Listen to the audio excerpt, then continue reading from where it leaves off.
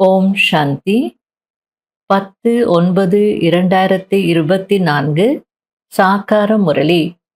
இன்று சிவ பகவான் கூறுகிறார், இனிமையான குழந்தைகளே, மாயாவை வசப்படுத்துவதற்கான மந்திரம் மன்மனாபவ. இந்த மந்திரத்தில்தான் அனைத்து சிறப்புகளும் நல்ல விஷயங்களும் நிறைந்திருக்கிறது. இதே மந்திரம் உங்களை தூய்மையாக்கி விடுகிறது. கேள்வி: ஆத்மாவின் பாதுகாப்பிற்கான நம்பர் 1 சாதனம் எது, எப்படி? பதில்: நினைவு யாத்திரைதான் பாதுகாப்பிற்கான நம்பர் 1 சாதனம் ஆகும். ஏனென்றால் இந்த நினைவின் மூலம்தான் உங்களுடைய கேரக்டர் திருந்தும், நீங்கள் மாயாவின் மீது வெற்றியடைந்து விடுவீர்கள்.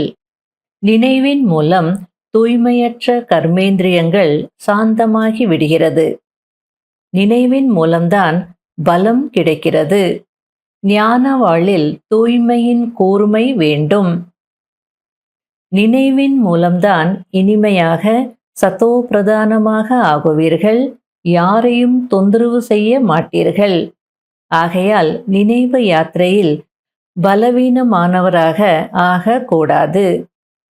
நாம் எதுவரை நினைவில் இருக்கிறோம் என்று தன்னைத்தான் கேட்க வேண்டும். இந்த முரளில பாபா நினைவின் மூலமாக பலம் கிடைக்கிறது அப்படின்னு சொல்றார். அதாவது யோக பலமும் வேணும், சேஃப்டிக்கு ஞான பலமும் வேணும். யோக பலம் ஞான பலம் ரெண்டும் இருக்கணும்னு சொல்லியிருக்கிறார் இல்லையா? அப்ப யோக பலம் என்றால் என்ன, ஞான பலம் என்றால் என்ன? இப்போ தினமும் ஞானம் கேட்குறோம், முரளியை கேட்குறோம், அதை பற்றி சிந்தனை செய்கிறோம். சிந்தனை செய்யும் போது நிறைய விஷயங்களை உணர முடியுது. எப்போ உணர்றோமோ அப்போ ப்ராக்டிக்கலாக நம்ம முன்னாடி ஏதாவது பிரச்சனைகள் வரும்போது அதை கடந்து போக முடியும். இது போல ஒவ்வொரு நாளும் நம்ம ஞானத்தை அப்ளை பண்ணிட்டே இருந்தால் நமக்குள்ள அந்த ஞானத்தின் பலம் சேமிப்பாயிடும். அப்போ பிரச்சனைகளை கடந்து போகிறது, மாயாவின் மீது வெற்றி அடைவது இயல்பானதாக ஆயிடும். ஐயோ இந்த பிரச்சனை வந்திருக்கு, நான் எப்படி கடந்து போவேன், இது போன்ற மனநிலையே இருக்காது. அந்த ஞானத்தின் தாரணை இருக்கு, ஞான பலம் சேமிப்பாகி இருக்கு அப்படின்னா இயல்பாகவே எல்லாத்தையும் கடந்து வெற்றி அடைந்து போயிட்டே இருப்போம். இதுக்கு தான் பேரு ஞான பலம். சில நேரங்கள்ல மனனம் செய்து செய்து செய்து அதுக்கப்புறம் அந்த தடையின் மீது வெற்றி அடைவோம். அல்லது சுயமரியாதையில இருந்து சில நேரத்துல அந்த சக்தியின் மூலமாக கூட மாயாவின் மீது வெற்றி அடைகிறோம். ஆகையால ரியலைஸ் பண்றதுனால, உணர்றதுனால, சுயமரியாதையில இருக்கிறதுனால நமக்கு ஞான பலம் சேமிப்பாகுது. அதன் மீது வெற்றி அடையலாம். ஆனால் யோக பலம் என்னன்னா, யோகா செய்து செய்து செய்து அந்த பலம் சேமிப்பாகி இருந்தது அப்படின்னா ஒரு செகண்ட்ல முற்றுப்புள்ளி வைக்க முடியும். யோசித்து உணர்ந்து மனனம் செய்து கடந்து போகணுன்ற அவசியமே இருக்காது. அவ்வளவு அந்த யோக சக்திக்கு, யோக பலத்திற்கு முக்கியத்துவம் இருக்கு. ஆகையால தான் இனிமையாகணும்னாலும் யோக பலம் வேணும். முக்கியமா நடத்தை மாறணும்னா கூட யோக பலம் வேணும்னு சொல்லியிருக்கிறார். அதாவது நம்ம மாற்றம் அப்படின்னு சொல்லுவோம். இங்கிலீஷ்ல டிரான்ஸ்ஃபர்மேஷன் அப்படின்னு சொல்லுவாங்க. அதாவது யோக பலத்தின் மூலமாக தான் நடத்தையில மாற்றம் வரும் அப்படின்னு சொல்றார். அப்படின்னா அவ்வளோ பவர் அந்த யோகத்துல இருக்கு. நம்ம மூலமா வேண்டாத செயல் நடக்கவே நடக்காது. அதனால அந்த மாற்றம் யோக பலத்தின் மூலமாக தான் வரும். தமிழ்ல மாற்றம் சொல்வோம், இங்கிலீஷ்ல டிரான்ஸ்ஃபர்மேஷன் அப்படின்னு சொல்லுவாங்க. அதாவது இப்போ இருக்கக்கூடிய நிலையை கடந்து வேறு ஒரு நிலைக்கு போகணும். அதுக்கும் யோக பலம் தான் தேவை. ஆகையால யோகத்துல பலவீனமானவர்களாக இருக்கக்கூடாது. இதுல தான் சேஃப்டி இருக்கு. அப்ப நம்ம சேஃப்டிக்கு முக்கியத்துவம் கொடுக்கணும் இல்லையா? ஆகையால அந்த யோக பலத்தை பற்றி கொஞ்சம் சிந்திக்கணும். ஓம் சாந்தி. இனிமையிலும் இனிமையான ஆன்மீக குழந்தைகளுக்கு தினந்தோறும் எச்சரிக்கை அவசியம் கொடுக்க வேண்டி இருக்கிறது. என்ன எச்சரிக்கை? Safety first. அதாவது முதன்மையானது பாதுகாப்பு. என்ன பாதுகாப்பு? நினைவு யாத்திரை மூலம் நீங்கள் மிகவும் பாதுகாப்பாக இருப்பீர்கள். இதுதான் குழந்தைகளுக்கான முக்கியமான விஷயம். குழந்தைகளாகிய நீங்கள் எவ்வளவு நினைவு யாத்திரையில் ஈடுபட்டிருப்பீர்களோ அவ்வளவு குஷியும் இருக்கும், மேலும் நடத்தையும் சரியாகிவிடும். ஏனென்றால் தூய்மையாகவும் ஆக வேண்டும், நடத்தையையும் மாற்றிக்கொள்ள வேண்டும். தன்னைத்தான் சோதிக்க வேண்டும். என்னுடைய நடத்தை யாருக்கும் துக்கம் கொடுக்கக்கூடியதாக இல்லைதானே? எனக்கு எந்த தேக அபிமானமும் வந்து விடுவதில்லை தானே என்று தன்னை நன்றாக சோதிக்க வேண்டும். குழந்தைகளாகிய நீங்கள் படிக்கவும் செய்கிறீர்கள், பிறகு படிப்பிக்கவும் செய்கிறீர்கள். எல்லையற்ற தந்தை படிப்பிக்க மட்டும் செய்கிறார். நான் வந்திருப்பதே உங்களை தேகமற்றவர்களாக ஆக்குவதற்காக. தூய்மையாகிதான் அங்கே செல்வீர்கள். அழுக்கானவர்களை, அதாவது தூய்மையற்றவர்களை அங்கே அழைத்து செல்ல மாட்டேன். எனவே முதல் மந்திரமே இதைதான் தருகிறேன். அதாவது மாயாவை வசப்படுத்துவதற்கான மந்திரம், தூய்மையாகுவதற்கான மந்திரம் மன்மனாபவ மந்திரம். இந்த மந்திரத்தில் நிறைய சிறப்புகள் நிரம்பி இருக்கிறது. இதன் மூலம்தான் தூய்மையாக வேண்டும், மனிதரிலிருந்து தேவதையாக வேண்டும். உறுதியான மகாவீர் ஆக விரும்புகிறீர்கள் என்றால் இந்த முயற்சி செய்யுங்கள். நினைவு யாத்திரையில் பலவீனமானவர் ஆகக்கூடாது. நல்ல நல்ல பெரிய பெரிய சென்டர்களை பராமரிக்கக்கூடிய முக்கியமானவர்களும் கூட நினைவு யாத்திரையில் பலவீனமாக இருக்கிறார்கள் என்பது பார்க்கப்படுகிறது. நினைவின் கூர்மை மிக நன்றாக இருக்க வேண்டும். எவ்வளவுக்கு எவ்வளவு நினைவில் இருப்பீர்களோ அவ்வளவுக்கு அவ்வளவு இனிமையானவர்களாக ஆகிக்கொண்டே போவீர்கள். நீங்கள் சத்தோ பிரதானமாக இருந்தபோது இனிமையானவர்களாக இருந்தீர்கள். இப்போது மீண்டும் சத்தோ பிரதானமாக ஆக வேண்டும். உங்கள் சுபாவம் மிக இனிமையானதாக இருக்க வேண்டும். ஒருபோதும் கோபித்து கொள்ளக்கூடாது. யாரும் தொந்தரவு அடையும்படியான அப்படிப்பட்ட சூழ்நிலை இருக்கக்கூடாது. அது போன்ற முயற்சி செய்ய வேண்டும். அதாவது நான் எங்கே இருக்கிறேனோ அங்கே அந்த சூழ்நிலையில யாரும் டிஸ்டர்ப் ஆகக்கூடாது, கோச்சிக்க கூடாது, அதிருப்தி அடையக்கூடாது. அந்த மாதிரியான ஒரு சூழ்நிலையை உருவாக்கணும் அப்படின்றார். அதுக்கு சுபாவம் மாறணும், சுபாவம் இனிமையானதாக இருக்கணும் அப்படின்றார். நாம் உயர்ந்த தேவதையாக ஆகப் போகிறோம் என்று குழந்தைகளுக்கு மிகுந்த குஷி ஏற்படுகிறது. ஒரே ஒரு தந்தைதான் நமக்கு இப்படிப்பட்ட படிப்பு சொல்லித்தரக்கூடியவர். அவர் நம்மை மிகவும் உயர்ந்தவர்களாக ஆக்குகிறார். அவர்தான் அனைவரையும் அழைத்து செல்லக்கூடியவராகவும் இருக்கிறார். இச்சமயம் அனைவரின் பேட்டரியும் காலியாகிவிட்டிருக்கிறது. இப்போது பேட்டரியை எப்படி நிரப்புவது? இந்த தந்தையை தவிர யாரும் பேட்டரியை சார்ஜ் செய்ய முடியாது.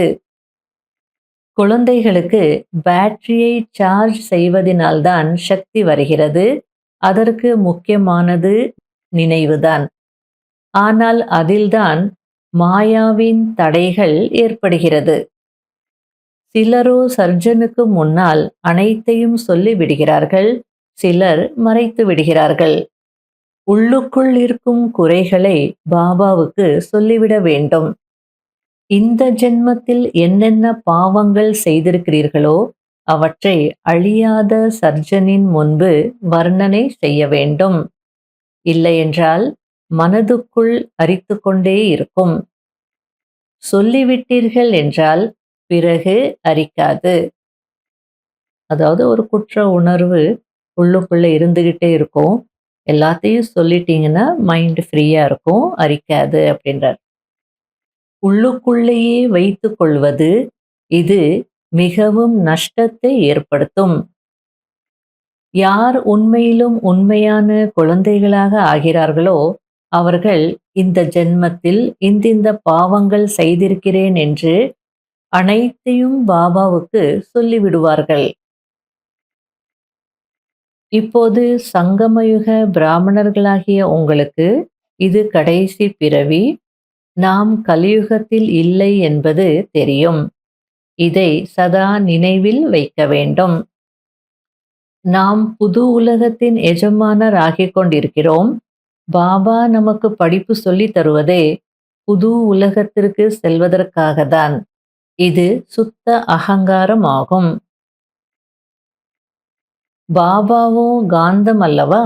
யாருடைய அதிர்ஷ்டத்தில் இருக்கிறதோ அவர்கள் நல்லபடியாக பிடித்து கொள்ள முடியும். அதிர்ஷ்டத்தில் இல்லை என்றால் அவ்வளவுதான், முடிந்தது. கேட்டும் கேட்காதவர்களாக இருந்து விடுவார்கள்.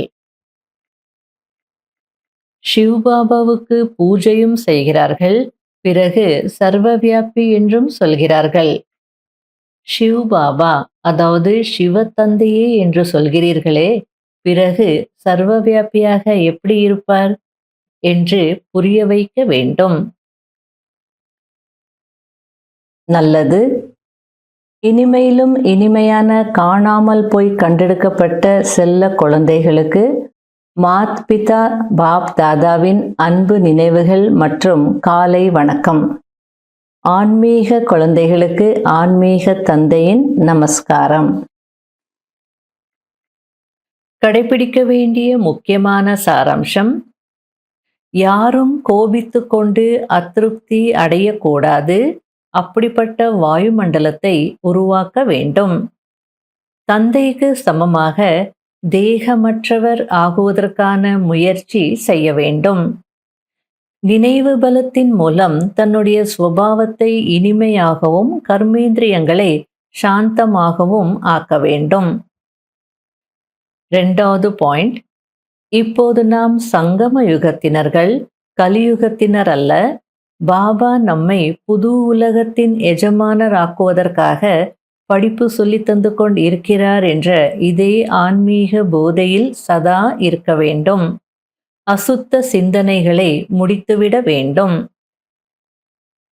வரதானம்: அழிவற்ற சிம்ஹாசனம் மற்றும் இதய சிம்ஹாசனத்தில் அமர்ந்து சதா உயர்ந்த செயல்களை செய்யக்கூடிய கர்ம யோகி ஆகுங்கள். அழிவற்ற சிம்ஹாசனம் அப்படின்னா பூர்வ மத்திய சிம்ஹாசனம். இதய சிம்ஹாசனம் அப்படின்னா பாபாவுடைய இதய சிம்ஹாசனம். இந்த நேரத்தில் குழந்தைகளாகிய உங்களுக்கு 2 சிம்ஹாசனங்கள் கிடைக்கிறது. ஒன்று அழிவற்ற சிம்ஹாசனம், 2வது இதய சிம்ஹாசனம். ஆனால் யாருடைய ஆட்சி நடக்கிறதோ அவர்கள்தான் சிம்ஹாசனத்தில் அமர்கிறார்கள். யார் அழிவற்ற சிம்ஹாசனத்தில் அமர்ந்திருப்பார்களோ அவர்கள் சுயராஜ்ய அதிகாரியாக இருப்பார்கள். மேலும் தந்தையின் இதய சிம்ஹாசனத்தில் அமர்ந்திருப்பவர்கள் தந்தையின் ஆஸ்திக்கு அதிகாரி ஆவார்கள். அதில் ராஜ்ய பாக்கியம் அனைத்தும் வந்துவிடுகிறது. கர்மயோகி என்றால் 2 சிம்ஹாசனங்களிலும் அமர்ந்திருப்பவர்கள். அதாவது ஆத்ம உணர்வில் இருந்து செயல்களை செய்யக்கூடியவர்கள், அல்லது பாபா நினைவில் அல்லது பாபாவின் அன்பிலிருந்து செயல்களை செய்யக்கூடியவர்கள். இப்படிப்பட்டவர்கள் தான் கர்ம யோகிகள் அப்படின்றார்.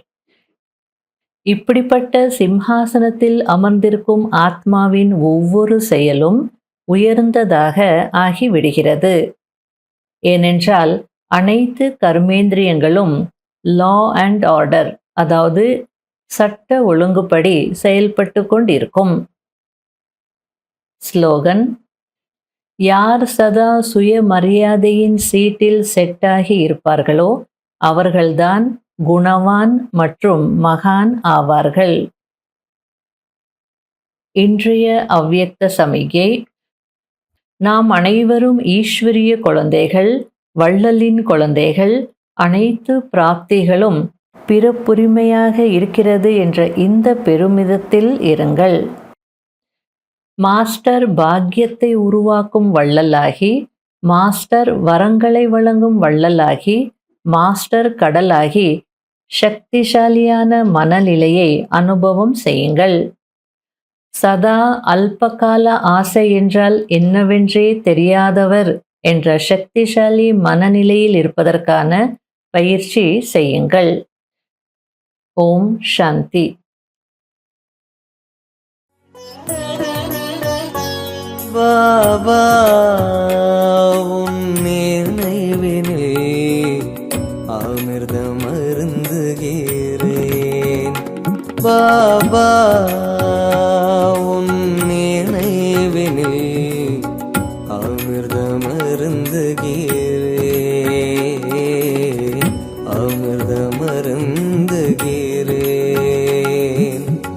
நல்லுறவில் அமைதியின் நிழல் காண்கிறேன். பாபா பாபா பாபா உன் நினைவினில் அமிர்தம் அருந்துகிறேன். அமிர்தம் அருந்துகிறேன்.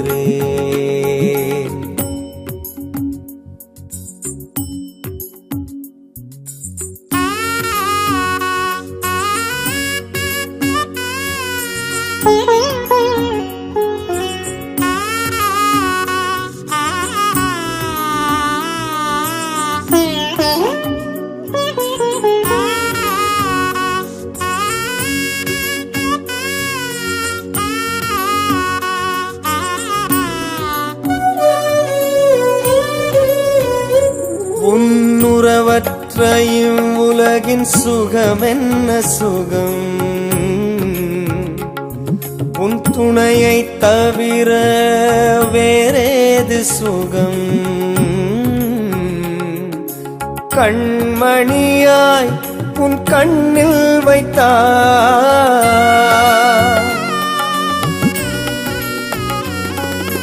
கண்மணியாய் உன் கண்ணில் வைத்தாய்.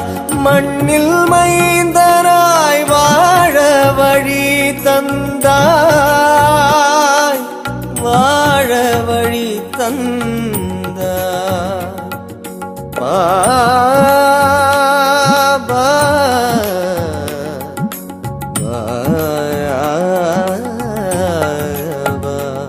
பாபா